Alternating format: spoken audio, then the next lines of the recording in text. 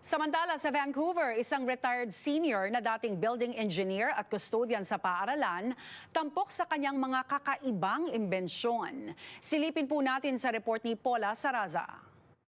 Na-inspire naman ako na mga paggawa ng invention kasi talagang yun ang ma-express mo rin yung sarili mo through creativity.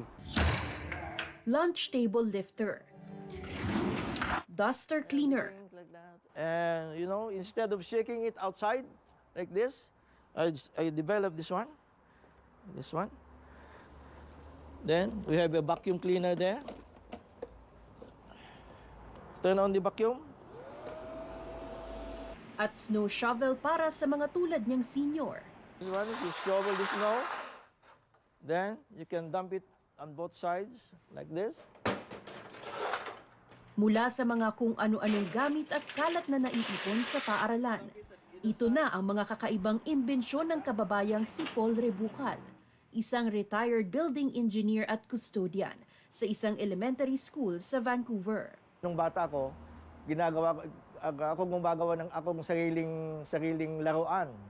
Kaya naging inspirasyon ko yung mga invention dahil parang kung sa trabaho ko, mapupunta na naman ako sa trabaho ko, maglalaro na naman ako, something like that.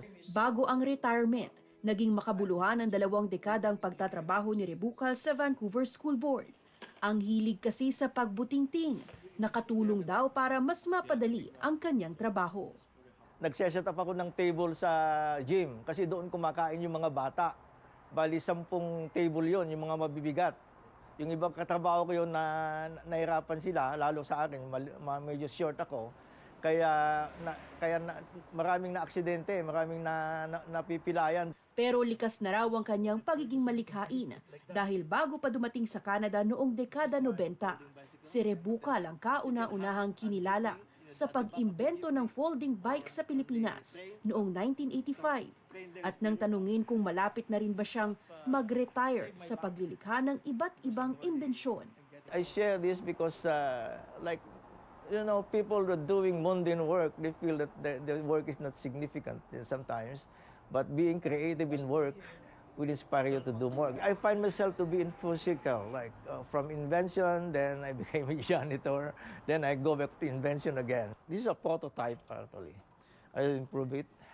Paula Saraza, Omni News, Toronto.